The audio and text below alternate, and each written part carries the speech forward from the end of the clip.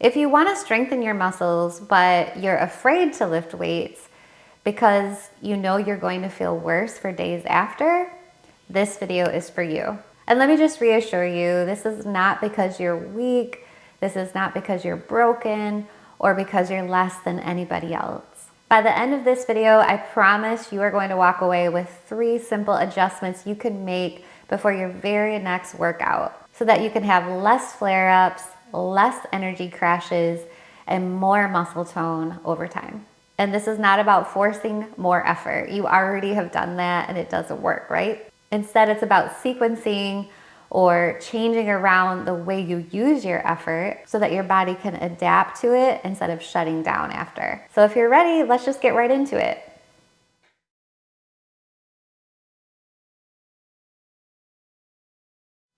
Hi, I'm Suzanne, and I am the creator of Cocolime Fitness and the Cocolime Method. I'm so honored to say that I've worked with thousands of women over the last decade who are dealing with chronic pain issues or who are dealing with mild fatigue issues to get back to where they want to be with their workouts, exercise in a fulfilling, challenging way without fear of burnout or crashing later on. Before I give you my tips today, I just want to briefly break down how muscle growth really happens.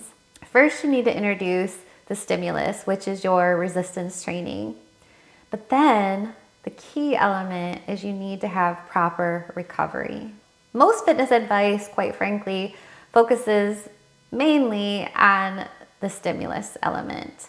The push harder, no pain, no gain, lift heavier, go to exhaustion. And the reason why they do this is because they're speaking to people who have regulated nervous systems, people who can introduce the stimulus and quickly recover from that stimulus, from that stressor that they introduce, because they can handle it.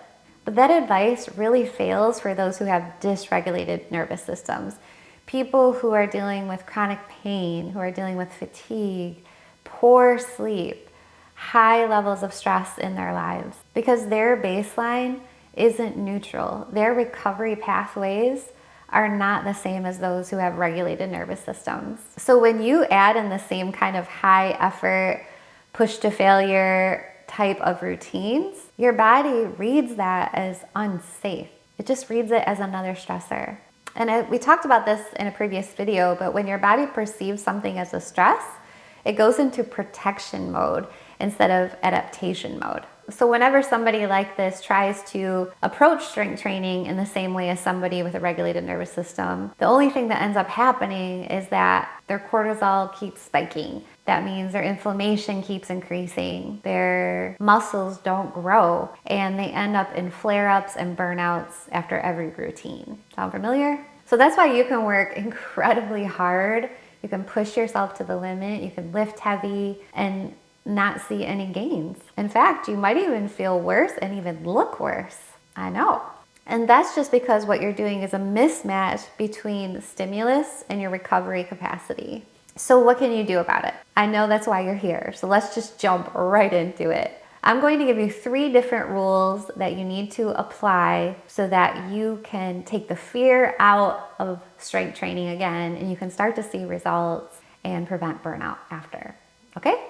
So rule number 1, make sure you always stop 2 to 3 reps before you're ready or before you hit fatigue. Most traditional fitness advice tells you to do what? Do the opposite, right? Push to failure, go to fatigue. Make sure that last rep is the hardest rep and you cannot lift another single ounce of weight after that last rep. I'm encouraging you here, don't do that. When you stop before fatigue, before exhaustion, you'll still create enough stimulus for growth as long as you're lifting a weight that's challenging enough for your body in the moment, but you avoid sending a panic level stress signal to your nervous system, leaving just a small margin signal safety in the body. And as we know, safety allows adaptation.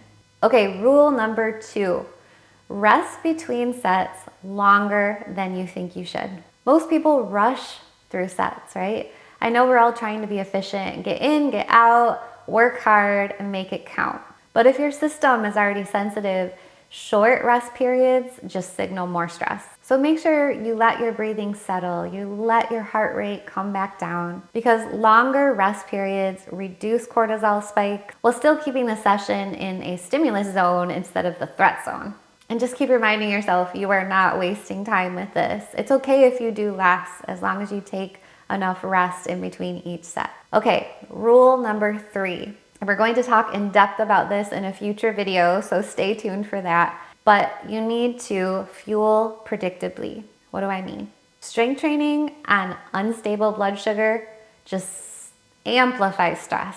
So if you're somebody that has a tendency to eat very little, or you are a faster, you like to fast, or you don't have a healthy balance with your meals, i.e. meaning you don't eat enough protein or fat with your carbohydrates, then you are definitely already going to have unstable blood sugar levels. So what I recommend is you try to eat every 4 to 5 hours, and you also want to make sure that your meals are very balanced.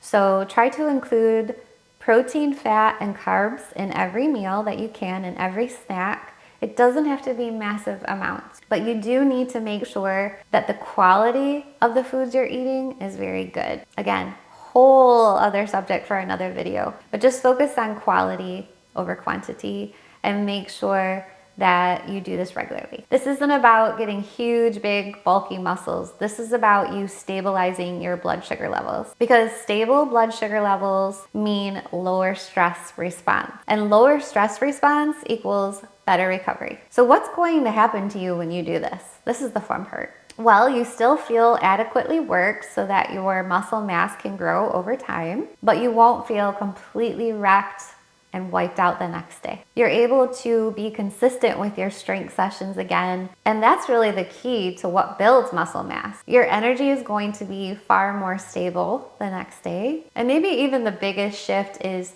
you're going to strip away that fear that you've developed around strength training for good. And when your workouts stop feeling like they're a risk, or they stop feeling unsafe, that's when real progress starts to happen in the body.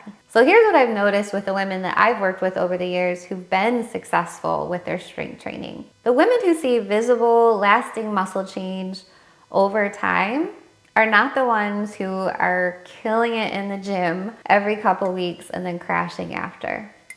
Never that. They're the ones who apply these 3 steps. They always stop before fatigue. They rest fully between their sets, and they eat regularly instead of underfueling. They really just stop chasing what's trending or impressive, or trying to mimic what some ripped fitness influencer is trying to do. They just repeat smart, personalized strength sessions and adapt them for what their body can handle in the moment. And over time, their body can handle a little bit more resistance so that they can prevent plateaus. That's really a slow ladder up fitness approach that prevents backlash. It's what helps you to build muscle long term over time. It's not quick and it's not impressive, but it's repeatable and it works. So if you walk away from this video and you only remember one thing, here's the part I really want you to know. Strength doesn't come from being strained. It doesn't mean dragging yourself through it to prove something. And you're not behind because you stopped training the way you used to. You're just building differently now. And in my opinion, quite honestly, you're building smarter because you're listening to your body and you're honoring what it needs. When we stop chasing the old ego and maybe start doing a little bit less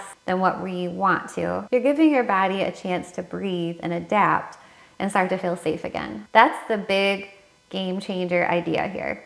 This is the long game, and the long game is what changes the body for real. If this feels like the kind of mindset shift you've been looking for with regards to strength, I've put together a free foundation pack for you. You can grab it in the comments box below. It's very simple, it's very structured, and it's built exactly around my no crash approach. And if you're ready to try strength workouts that are safe for the body, I'm happy to say too that I have so many on my on-demand fitness channel on my website. You can find the link in the comments box below for that also. They really are designed for steady progress without the burnout. I know you'll love them. Thank you so much for watching. I hope this helped you today. I really appreciate your time. All right, as usual, I wish you a stress-free, energetic, pain-free day. Take care.